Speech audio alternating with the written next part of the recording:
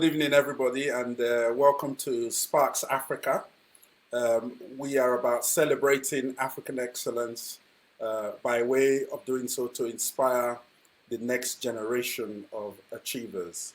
So our task is very simple. What we want to do is identify people from the African background across the world, the global community of people of African descent, to identify the best, the trailblazers, the achievers, and to shine a light on them so that they are an inspiration to all of us, but in particular, an inspiration to our young people. This evening, we're going to have a fantastic conversation with some newly minted medical doctors, young people who I call the young sparks, the sparks of Africa, who are doing great things here with us in the United Kingdom, in London. They all recently graduated from medical school during this COVID-19 global pandemic, which is not an easy experience. And I think it's important that we have the opportunity to hear from them about their experience, but also to engage them on the journey that they have undertaken to get to this point. So I'm delighted to welcome the young sparks, three very inspiring medical doctors. Welcome. Okay, so I think what we will do, we'll go straight to introductions, give you the opportunity to introduce yourself. So if I can just start with Dr. Elohor Ijete, just to give a bit of introduction and a bit of background about yourself. Yes, Migwa Chief Nero. Thank you so much for the really warm introduction and for having us on the Sparks Africa platform. Also, thank you for inviting us to number 10 Downing Street last year. I know it really inspired all of us, and seeing someone of African descent as a special advisor to the Prime Minister just really inspired us and showed us what we can achieve. And reading up your achievements as well was something that was really positive for the whole group. Hello, everyone. My name is Dr. Elohor Ijete. I graduated from King's College London this year, class of 2020. Before starting medical school, I studied biochemistry and achieved a first-class honours. During medical school, I won a National Medical Student Essay Prize and got to present my work on disability stigma, both in the UK and internationally. I got to go to number 10 Downing Street last year, as mentioned before, courtesy of Nero, and we got to discuss ways to increase the number of BAME medical students and doctors in order to address health inequalities. So I was born and grew up in London, but both my parents are from Nigeria. And in future, I would really like to specialize in psychiatry or rehabilitation medicine. Fantastic. Thank you very much for that introduction. If we can just quickly go to Hannah. Thank you, Mr. Gujabo. Thank you for the welcome. Hello, everyone. My name is Dr. Hannah Likinyo. I'm a graduate of St. George's University of London in Tooting, class of 2020. Before doing medicine, I obtained a degree in biomedical sciences at St. George's and graduated with a second class honours upper division.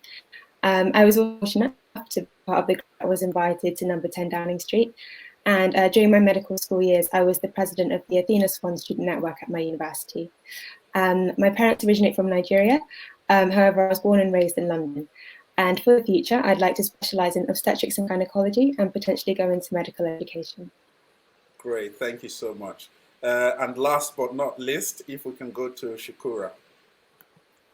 Hi, everyone. Thank you again, Nero, for having us on this platform. So my name is Skukura Murray. I am also a recent King's College London graduate. Whilst at King's, I took a year out to gain a degree in pharmacology and was awarded a first-class honours.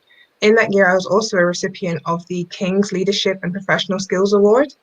I was born in the UK, but I spent my formative years in Jamaica before returning at the age of 18 to complete university. And hopefully, in the future, I can become a general practitioner with a special interest in women's health. Excellent. Thank you so much. Amazing introductions, amazing individuals. Congratulations on all your achievements, and we look forward to a lot more. I think a lot of people will be following you and trying to follow up on your journey beyond here. We'll talk a little bit about that later. I think one of the important things hearing from all of you is the diversity that we see, people from different countries, different backgrounds. And that is one of the key things that we really want to focus on in Sparks Africa, is about really saying that there is a global community of people of African descent. We need to know ourselves, we need to network together, work together and support each other, and really begin to develop our communities. So it's very important to see the combination that we see here this evening. So let's plunge into it. I want to come first to you, Ellie. When was the first time you thought medicine, being a medical doctor, that's where I want to go? Yeah, actually, it's quite difficult for me to pinpoint exactly when I decided medicine, just because it's been a part of my life for so long. I come from a background of academia. So my dad studied and worked in engineering in Nigeria and then moved into IT when he came to the UK. And my mum's a medical doctor. And as a child, she would always tell me stories about her day at work, what she had been up to. And I just found it really fascinating. And that really sparked off my interest in medicine.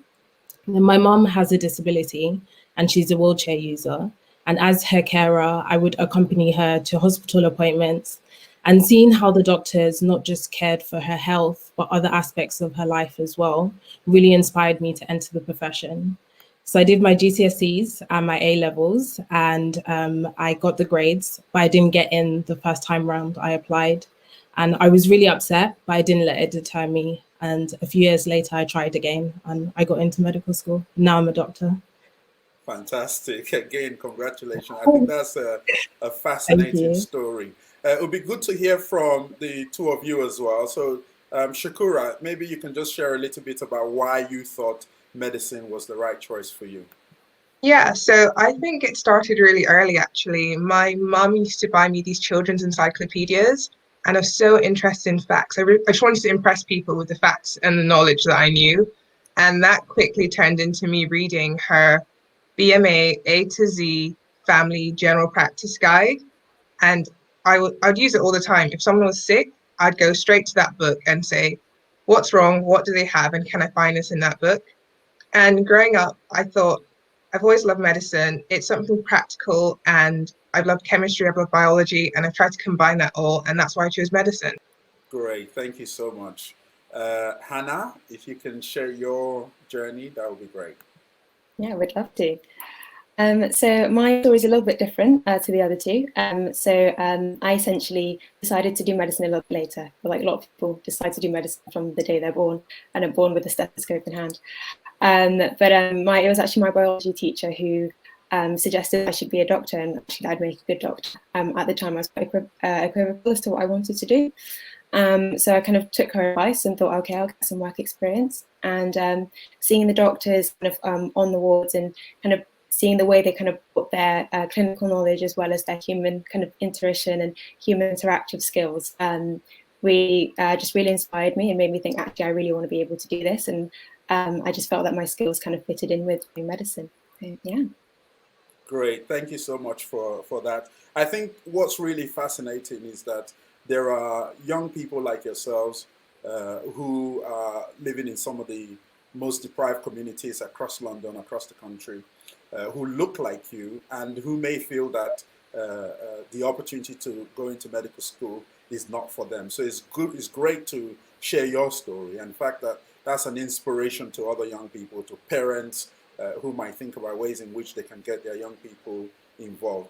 One of the things you mentioned is the fact that when I was in government, you all came to number 10. Part of my joy at the time of being in government was the opportunity to really engage in conversations about issues that impact on people from Black and minority ethnic background. And one of that for me was about the challenges people face in getting into different professions, but also access to democracy and access to government. So it was really great for you guys to come. And we talked about some of the challenges that you face as young people, and other young people who might have this interest, who look like you may not get that opportunity.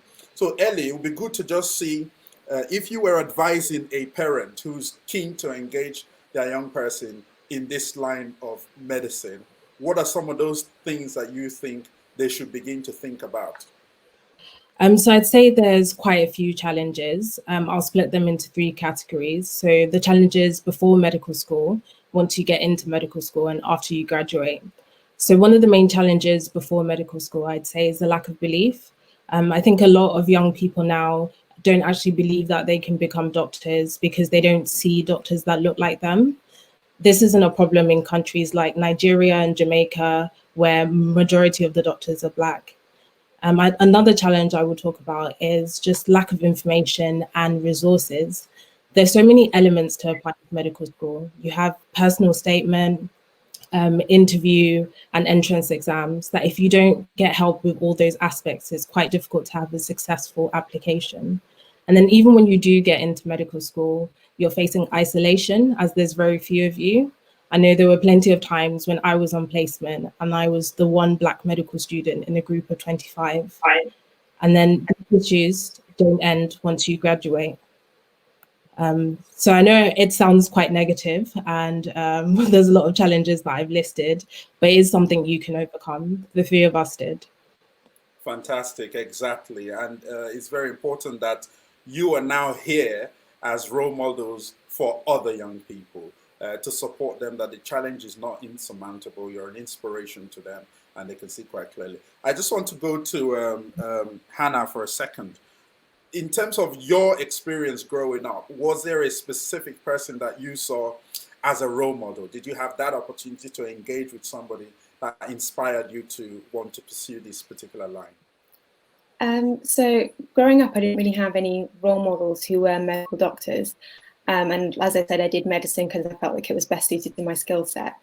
However, as I kind of went through medical school, I met one of my supervising consultants on my obstetrics and gynecology placement.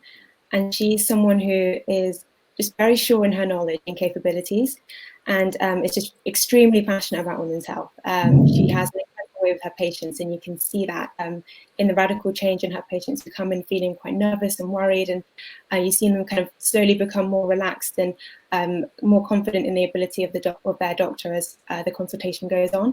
I just think it would be amazing to be a doctor like that. And actually more recently, Dr. Ijete, so that's Ellie's mother, and co-founder of Inception, has become a role model.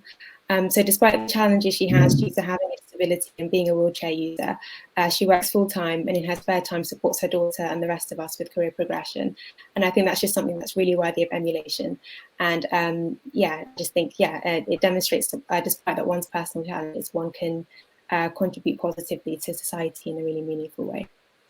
Fantastic. That is absolutely amazing. Just thinking about the time you came to see me in government, we had quite a wide-ranging conversation. I learned many new things from you guys, and perhaps you also learned quite a few things, particularly about the NHS, the structure of the NHS.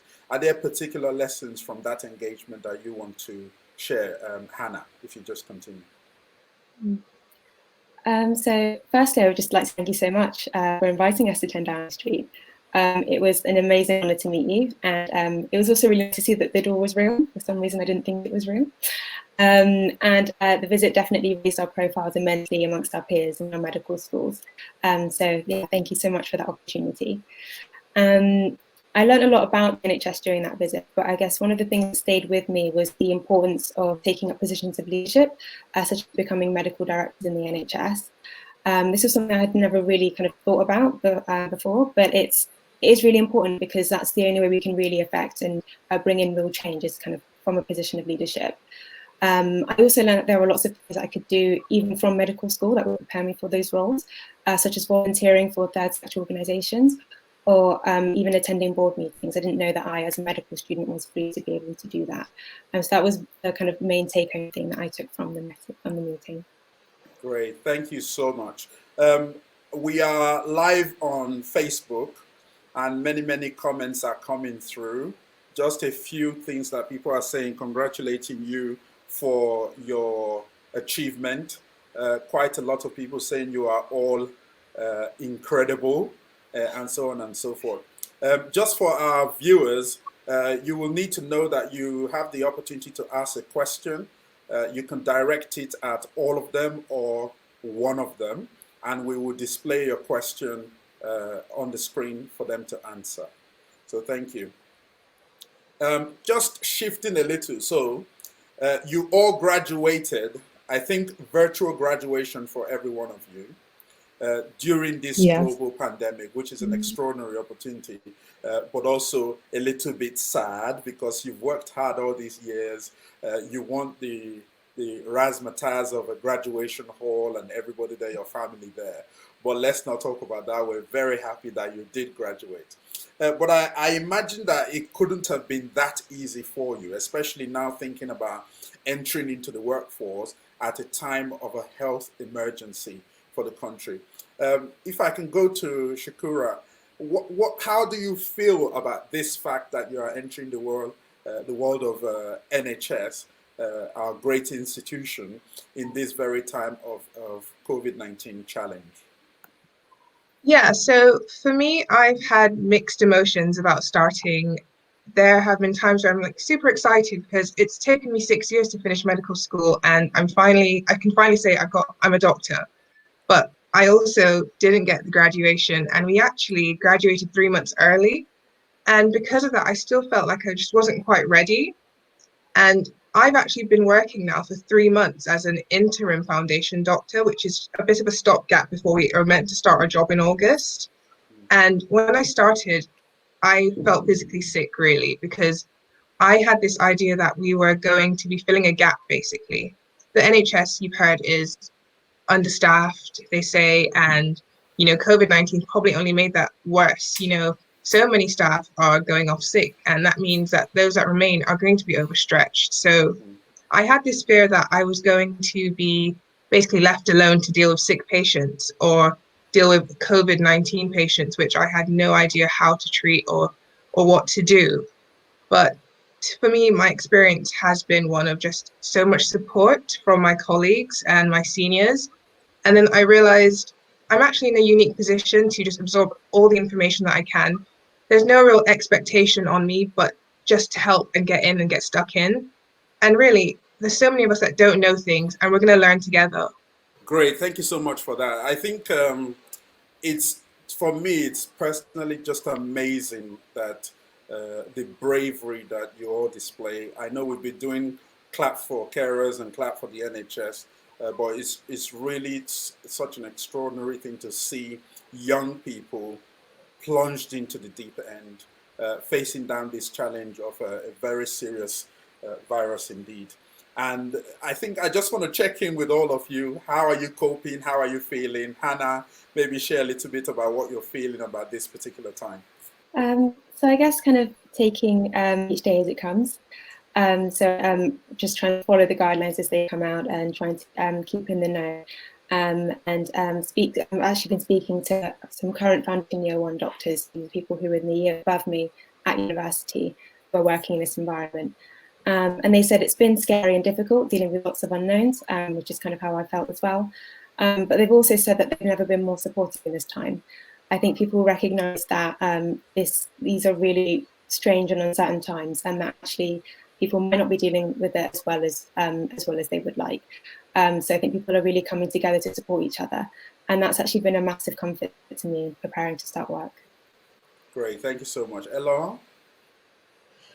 To be honest, it's quite difficult to say. I think because things are always changing. With COVID, a lot of things are quite uncertain. But what I would say is that with lockdown easing up, it's quite reassuring that things are probably getting better and that we're entering at least, if not a new normal. And hopefully there's some good things that could come out of this as well. So I know a lot of organizations, things that they used to do in person, they now have to do them online. And that might actually be something that is better in the long run. Okay, great. Thank you so much. Well, I wish you all the very best. Needless to say, the NHS is one of the country's finest institutions. And I think during this particular emergency, people have come to really recognize the value of the NHS, and long may that continue.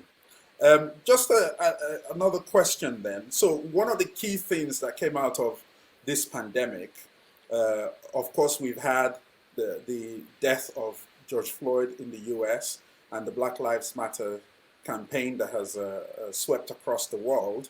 But here in the UK, in relation to this pandemic, there's been some specific reports coming out about BAME nurses and doctors and healthcare professionals be more at risk.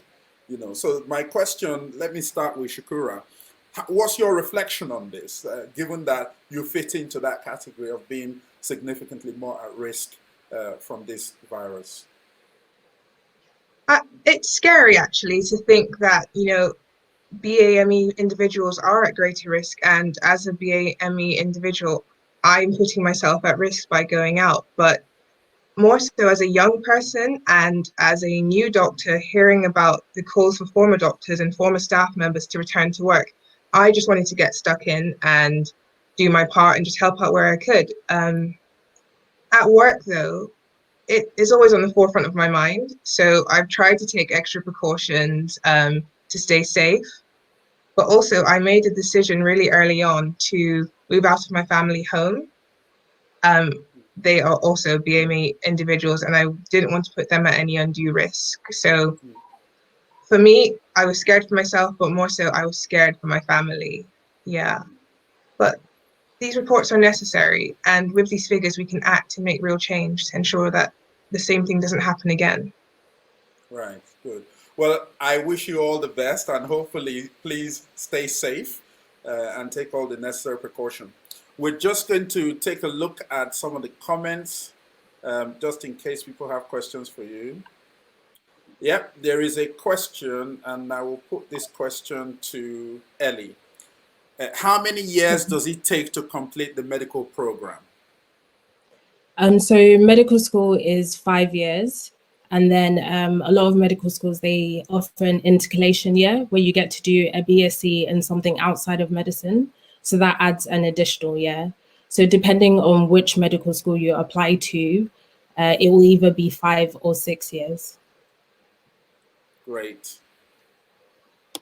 There is another question. I think it's just somebody looking for a little bit of clarity, because you all said this in the beginning.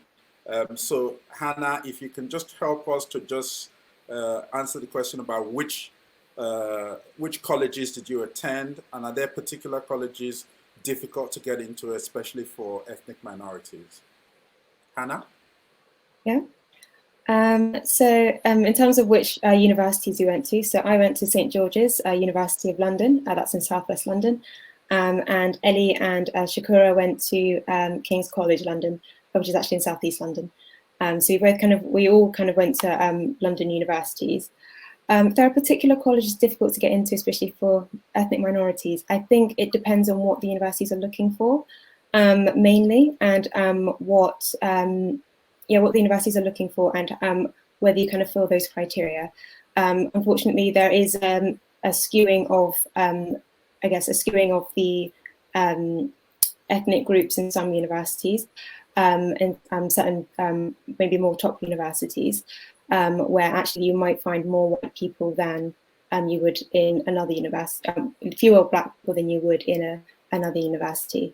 But overall, they do try to look at what you have and whether what you have actually fits their criteria, rather than to take the bias, rather than to look at you and bias you at interview.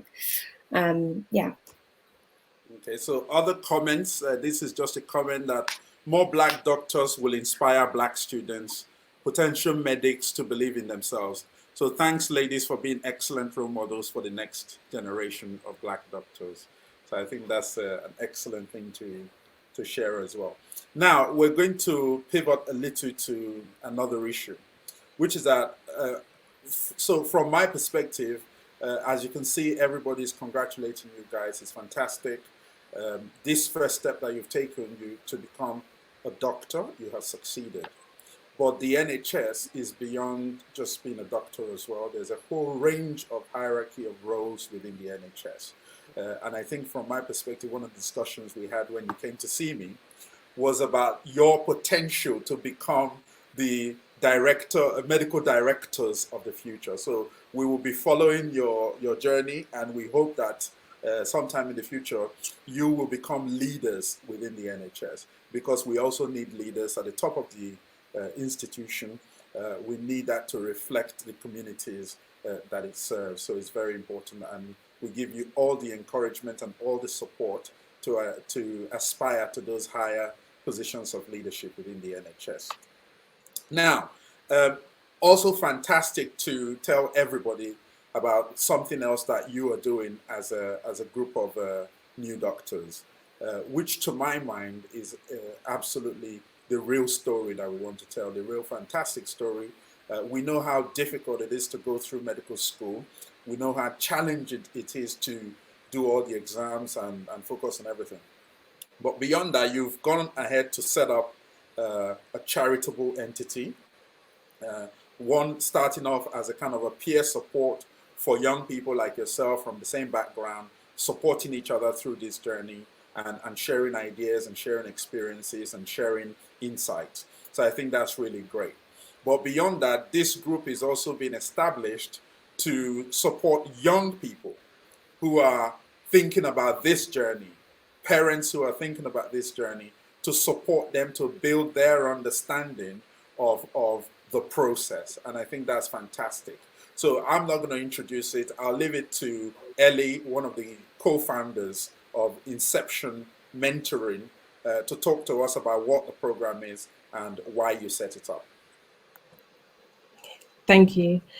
So Inception was actually started by myself and my mum, Dr. Elohor Ijete, in 2015. And we named it Inception because we really loved the film. And just like in the film, we wanted to plant the idea that people of African descent can achieve whatever they put their minds to. So it actually started by chance. We met a parent at a church, Auntie Bessie, who was inspired because I was in medical school. I had a first class in biochemistry, and I was also a carer for my mom who's working full time. So she asked us to come and inspire her kids. And from there, we went on to work with medical students and eventually doctors as well. And then being at number 10 just really helped to confirm that we were on the right path, and in terms of what support we were giving. And so what we do is in Inception is that we create a really positive environment where achievements are celebrated. We have monthly online meetings where we have presentations on self-development given by members, and there are talks given by senior doctors from various specialties just to give advice on what to do and how to excel. And the impact of that is that the students, they have an increase in their self-belief. They are motivated because they see what their peers are doing, and they have support, not just from students in their year, but from doctors above as well. So it all comes together really nicely. Fantastic. Thank you for that. Skukura, you're part of Inception as well.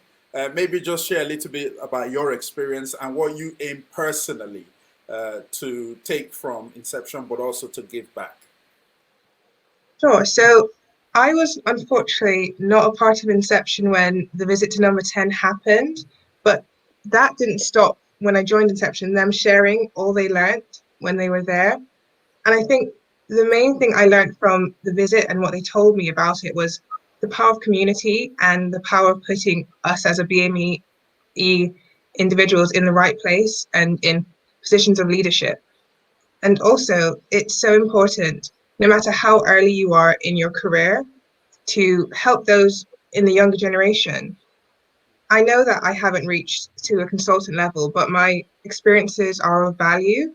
And I think it's so important that I share these experiences with others to make sure that they also can benefit from them. But as a part of Inception, I think the most I can say that I've got from it is being a part of something bigger. And I don't believe I was ever a part of something this good in university. And it's a shame that it was only until in the last 6 months that I was able to join. Great. So I'm hearing that you're all going to potentially secure mentoring for yourselves, but also have the opportunity to mentor other young people. Yes, okay, great. Yeah. So Hannah, maybe you can tell us, what have you mentored a young person? Would you like to, through this organization, mentor young people? What are those particular things that you feel you want to share with other young people? So yeah, I would absolutely love to mentor young people. I think it would be really lovely to be that kind of big sister to people, that kind of big sister that I always wanted and never really had going through medical school. So it would be absolutely lovely to be able to pass on whatever wisdom I have, whatever wisdom I've been able to glean from other people. And that's one thing that's really nice about medicine, is this camaraderie. The people who've come before you know how difficult it is, and so they want to make it easier for those who go below them. I actually remember something that you said at the number 10 meeting, actually, which was to once you kind of climb the ladder, rather than putting it up, kind of leaving it there and making it easier for other people to climb the ladder too. So yeah, I think actually mentoring is so important, and I would love to be involved with it. So yeah. That's a fantastic statement. I don't remember saying it, but I claim it because, and to me, that's what a community really means. It's the opportunity to build together. You know, sometimes you find that a community that feels marginalized, that feels that they don't have access to the top of industry or to the political processes. Sometimes the pie is so small that people jump on it and just take their own share. But you're right that if you get up to a certain level, especially you've been supported to get to that level, don't pull up the ladder, just leave it there for other people to climb up. And that's why I'm really proud of what you're doing in Inception Mentoring, because I think that simple idea, there are many parents who dream of their children going into medical school or to any other profession, but they don't even know where to start. You know, who do you pick up the phone to? Who do you call? Who do you just talk to, just to get even that basic idea? And sometimes the sort of provision in schools around careers advice and so on and so forth just don't meet the mark in terms of providing that real support. So I think what you're doing is absolutely fantastic. And I just want to go back to Elohor, just to kind of give us the practical steps of how people get in touch. How do they contact you to get into Inception Mentoring? Is there a form? Is there anything that they have to do in order to take part? So we're on Facebook, we're on Instagram, and we are also on Twitter as well. And on each of our social media platforms, we have the registration form that you can fill out. And of course, you can always message us and ask us any questions as well if you want to find out more information. So on Instagram, it's Inception_mentoring, and then on Twitter and Facebook, okay, it's up on the screen there as well for you to see. It's Inception Mentor 1. So if you have any questions at all, please just contact us and let us know. Great, that's fantastic. When you visited me, there was a number of, well, I think there was about 18 people in total or thereabout. Maybe I'm wrong. But it wasn't 14. Just 14. Yes, excellent. It wasn't just young ladies. It included young men as well. I hope there are young men within the Inception Mentoring program. Yes. Because I think there are particular challenges for our young boys in the community. And I think making sure that we're able to showcase those young people who are also following these sort of professions, I think is important. So perhaps at some stage in the future, I'll be seeking to engage those young men to come and share their stories as well. So we've got just to our viewers, we've got the details of Inception Mentoring is there. So please feel free to pause that screen to take the details, and feel free to get in touch with our guest for that support. There are many community organizations across London and across the country who do supplementary education, who do other mentoring programs, youth clubs, and so on and so forth. I think it would be really great to have young sparks like yourself going into some of these organizations to support them, going into schools to do some assemblies, and really targeting those areas where the young people from Black minority ethnic backgrounds live. so that they can see your example and so that they can be inspired by that example. I'll just go to some of the comments online. So this is a comment saying, good luck to all of you as you embark on this journey towards becoming great medical practitioners and a shining example for others. You can see from all the comments, it's just a lot of comments that are more congratulatory. People are excited, good and bright sparks. That's a new one. I think we will steal that one and use it in the future, the bright sparks of young people. Now, I want to just go to a little bit about yourselves, you as individuals, because going into this profession is definitely not the easiest thing in the world. It's not the easiest profession. People often say doctors don't have a life because they're either on the ward or, you know, filling out paperwork and so on and so forth. So how do you keep it real, as we say? How do you have fun and enjoy yourselves as well? Let's start with Skukura. She looks like she has an answer waiting for us. Well, I mean, like Ellie said, COVID is a new normal, and we've had to find creative ways to stay sociable and keep in touch with others. And for me, when lockdown was going on, I made sure that, you know, WhatsApp, FaceTime was always, you know, something that I used to stay in touch with my friends and family. We would do pub quizzes, we would do competitions just to make sure that, you know, we were all engaging.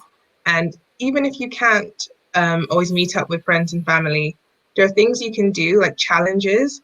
So my friends and I did a yoga and meditation challenge, and it was so nice to know that we were all trying to embark on this challenge together. So little things that you can do definitely will keep you entertained and in touch with lots. Fantastic. Shall we go to Elohor? Well, I really love to read. I have over 450 books at home. This is just a small selection of them. And luckily that hasn't really been affected by COVID because I can still read. And I really love to cook as well. I've improved my cooking skills a lot during this period. Just been making a lot of different meals for my mom. And, you know, as lockdown has eased up, I've been able to see friends, socialize, both my medic friends and my non-medic friends. So still able to have some fun and take a break. Great. Hannah? So I guess pre-COVID, I used to be playing netball. I played for my university and would love to continue playing competitively when we're allowed to again. I also really enjoy drawing. Illustration is a massive passion of mine, and it's also for a number of years now. So I really enjoyed having more time to be able to invest in that. It's also great that we live in a time of FaceTime and Zoom and house parties. So it's great to be able to keep in touch with people in that way. And as lockdown has kind of slowly eased, to be able to go for socially distanced walks or go for picnics and barbecues with small groups of friends too. So yeah, that's been nice. That's fantastic. So one of the things that we talked about as well when we had that meeting was about your personal skills and your personal growth beyond where you are now. So it's clear for everybody to see that you have great potential, first-class students, you know, entering a profession that is, you know, one of the most esteemed professions in the country. And as I was saying earlier, there are all kinds of positions within the NHS, becoming a consultant, becoming a medical director, potentially being on the board of one of these NHS bodies. So what are you doing to expand your horizon in that sense? Are you part of other networks? Are there maybe websites or things that you go to get information just to keep in touch with what's happening within the NHS and what you might do within the NHS? So if I can ask Hannah to come in first on that. Yeah, definitely. So I guess the main thing is actually chatting to doctors and what their perspective on things are, because they're the ones who at the moment are working on the front line and they're working on the ground, and they are the ones who see kind of how these things are working, how these things that kind of the leaders, the things that they implement, how they're working on the ground. So that's actually probably one of the most valuable ways. Another way, of course, is, as I said, kind of attending board meetings and things, to see actually what are these big leaders doing and how are they kind of thinking to make changes within the NHS. So yeah, those are kind of the two main ways that I would kind of look towards. Another thing, I guess, would also be just keeping up to date in the news, like just reading things like on the BBC and in the Guardian and things like that, and just keeping up with kind of regular regular updates that we're constantly getting about the NHS are really easy ways of kind of keeping in the know. Yeah, pretty much that. Skukura, do you want to make a contribution? Yeah, so in terms of how to stay up to date, we have our own personal magazine or a Reader's Digest, if you will, for doctors, and that's something that we get monthly, and that will just give you a rundown of what's been going on, current affairs, to make sure that we're up to date. But also when it comes to personal development, the NHS has actually put through initiatives to help us. For instance, there's a leadership program that young doctors can enroll onto to develop their leadership skills as well. Elohor? I would say to keep up to date, I've joined quite a few Royal College societies for different specialties. So they allow medical students to join, doctors to join, and they release information and they have events as well that really keep you in the loop. And like Skukura said, I also entered the leadership program as well that I'll be starting soon. Fantastic. I think those things are incredibly important because that's how you get a rounded view of what's happening within the institution that you're working for. And I think that those are the very things, especially you're here now displaying what I think is one of the most important skills, public speaking, your ability to articulate yourself and to put your view forward. That's fantastic. It's something that you can continue to develop. At this rate, you will be on the BBC, on Sky News very soon, representing on any of these issues, which I think would be a fantastic opportunity. But as a person in the community, supporting the community, we do want to see leaders like you. We do want to see people like you really grabbing the opportunity. And what you need to know is that there are many people in the community, leaders in the community, who are there to support you, who are there to mentor you, and to give you all the kind of access to information that will help you to make that sort of progress. So anything that we can do, anything that I can do to support you, we will be very, very happy to do. We've got some comments coming through. There's one specific one. I will require one of you to say yes to answering this. So this is, can you explain what post-training is? How many years does it take after leaving medical school to become a registrar? If I can ask, who's putting their hands up to answer that one, please? Yeah, I don't mind. Okay. All right. So Skukura first and then Elohor.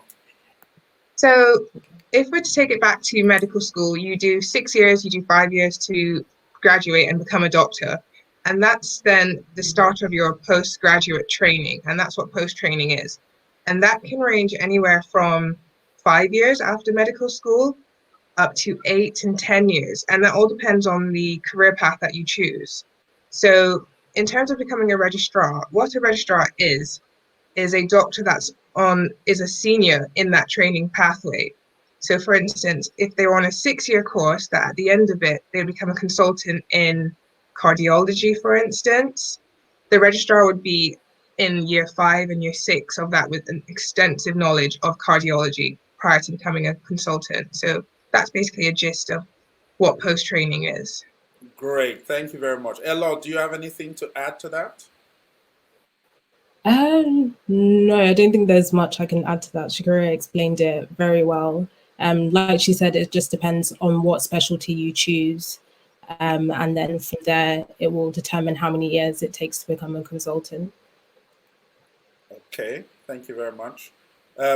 There's another question, a specific question. I think, let me put that up. And Ellie, if you can help us again on this. So are there any plans to expand Inception to include high flyers from ethnic minorities from other professions? Whoever's asking that question, there are many other networks specific to particular professions. So very soon we will be having a similar conversation with Black doctors, Black dentists, and also we plan to have a conversation with people from the construction sector.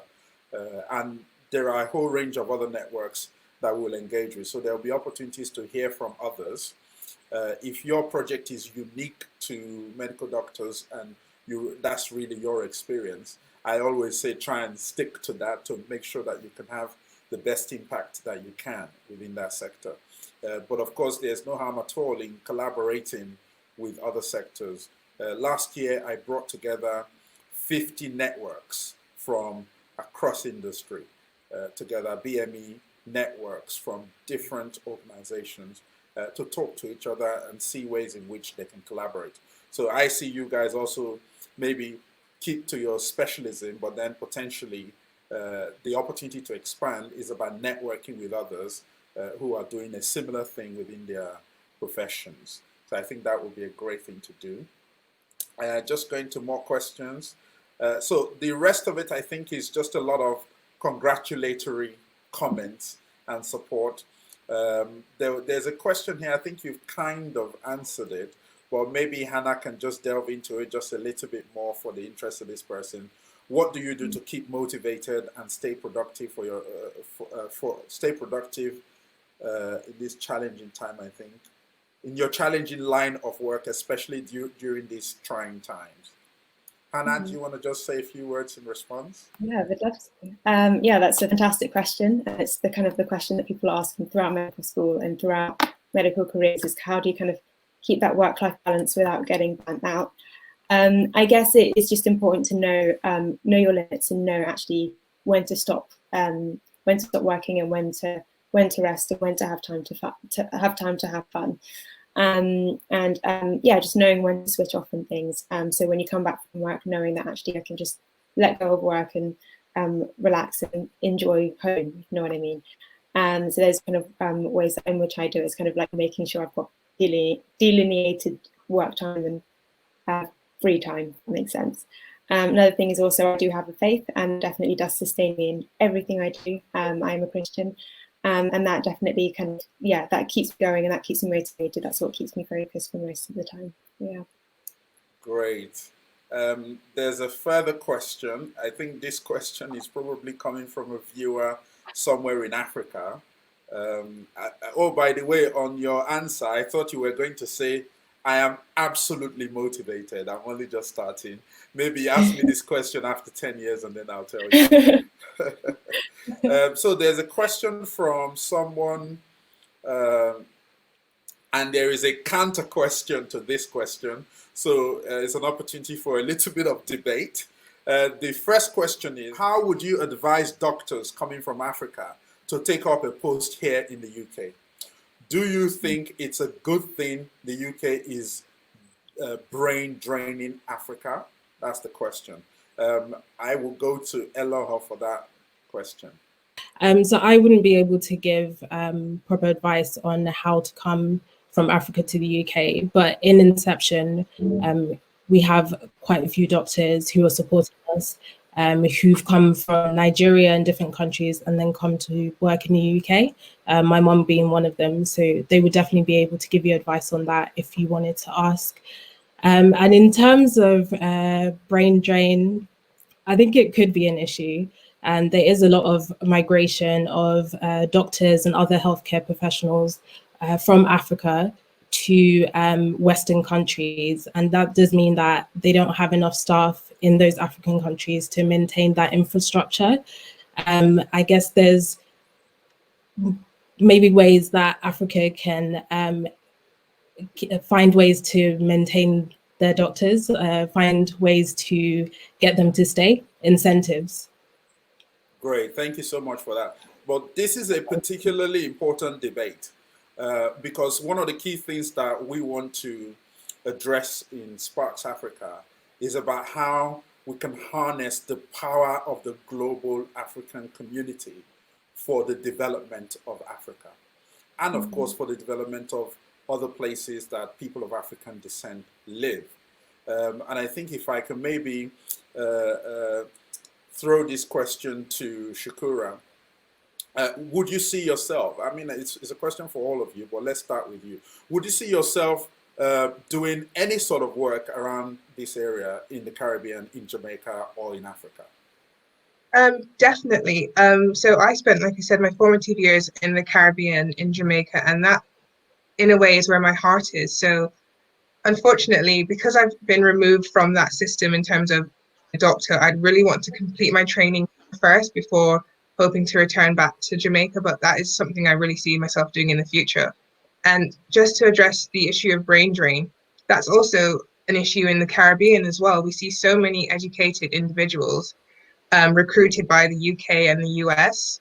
But I think there is a larger diaspora that is investing back into our countries when we do go to the first world countries and, you know, make it big, make money. So there's so many of us that do want to invest into where we've come from. So there's a downside, but there is a positive as well. Great, thank you for that. And I think that's an important contribution because people migrate for all kinds of reasons. What we're trying to do in Sparks Africa is to say you don't have to, you can migrate for your economic growth and personal growth and so on, but that doesn't mean you have to completely leave behind where you have come from. I think the time is now, given the sort of movement we've seen in the world. If you look at the African continent, for example, during this COVID-19 pandemic, they've seen that they are locked in, and in essence, they have to look after themselves, you know. So I think they will be definitely thinking about how they invest more in their own healthcare, in building their own workforce, and giving them the right incentives to make sure that they stay within Africa. There are other questions, but we're coming very close to the end of today's session. Let me ask this question to Hannah. Does any of you have any plan to give back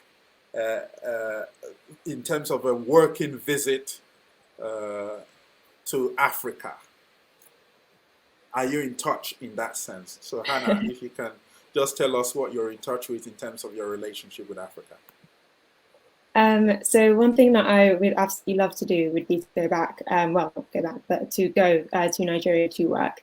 So I'm very interested in missionary work and would love to work as a missionary in Nigeria. Yeah, so that's definitely on my list of plans to do in my career. I'm not entirely sure where or when at the moment, but yeah, it's definitely something that I would love to do. Excellent. Thank you for that commitment. We will be monitoring and making sure that we can give feedback to the people that the assurance you've given us tonight that you're actually delivering to it. So we'll keep in touch on that. We're coming to the last 5 minutes. And so what I will do is do a roundup, and I will give you guys an opportunity to say your last few words before we end the broadcast. So firstly, let me just say a huge thank you to the three of you. I think it's been an exceptional conversation, and I think people watching across the country and across the world will be very proud of your achievements. It's an excellent time for you to have completed your medical studies and to enter into the workforce as you're doing. So all the best with the work that you're going to do. And we know that you will do us proud, and we want you to your talents to take you as far as you can go. So we look forward to watching your progress. In terms of Sparks Africa, during this pandemic, I was reflecting on the state of Africa and how best to support, and just looking at the fact that many countries were struggling to cope, even though they didn't have the same level of infection as, say, Britain and other countries. And then you look across the world, you see people of African descent occupying great offices of state, great offices in industry, young people like yourselves with great skills and great experience in particular sectors. And somehow there is a gap in terms of plugging that experience and plugging it with Africa or the rest of the places where people of African descent live. And I think that's the mission, to see how we can bring that connection together. We can bring people together. I was in the States about a year ago, and I attended the Congressional Black Caucus. And one of the phrases that hit me at that meeting that really stayed with me was that we cannot allow the waters that divide us be thicker than the blood that unites us. And when we're not united, we cannot make progress. You know, whatever the divisions are, I think there's a great opportunity. And you saw that with the campaign following George Floyd's situation, that people want to come together, they want to support each other, they want to think about how we build communities. And so this program is for people of African descent, regardless of where they are born or where they live today. We can work together, we can build those relationships. And I'm really grateful to you that you've come this evening to share your experience, to share your journey, and so that we can shine a light on you as inspirations for young people who are coming behind you. And I suppose for me as well, to take the opportunity, because I know your parents and family members are watching, to also say thank you to them for the support that they have provided you, that you have been able to undertake this journey. And we're really supporting you. We're behind you 100%, and we know that you're going to go very far. So I'm going to come back to you now individually for your last words, and we'll do it in reverse order this time. So if we can start with Skukura, just a final word, and then we'll go around. Well, I just want to say thank you again for having me on this platform, and to the viewers watching, I hope that what we said was of use to you as well. And please feel free to contact us. Like we said, we're here to help those coming behind us. And I think we're open, we're here, and we're here to support you. Thank you. Elohor, it's to you. Yeah, I just wanted to say thank you so much for having us today, Nick.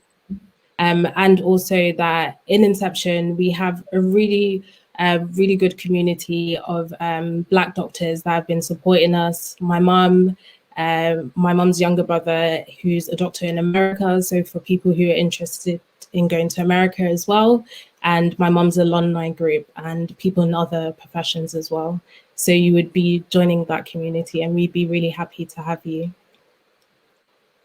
Great, thank you so much. Hannah? Yeah, I just wanted to add to my thanks. Yeah, so thank you for inviting us to speak on this platform. It's such an important topic, kind of encouraging and motivating and exhorting people in Africa to aspire to be who they really can be. And so, yeah, I would just like to say to those who are watching to keep pushing, keep working hard. It's not the end of the journey for us. We're going to continue working hard, and we would really encourage you guys to do it too, because you will reap the benefits of that work. Great, thank you all very much. It's been a fantastic discussion, and I think the comments show that people have really followed what you have said. They're really interested in your journey, and they are also congratulating you for your achievement. So that's fantastic. For all the viewers, this is the start of the journey for us. This is our second conversation so far. Last week, we had a conversation with Izzy Obeng, talking about entrepreneurship in a time of pandemic. We have a lot more coming, so please stay on the platform, contribute, comment, and also add your friends, make recommendation to friends and families to join.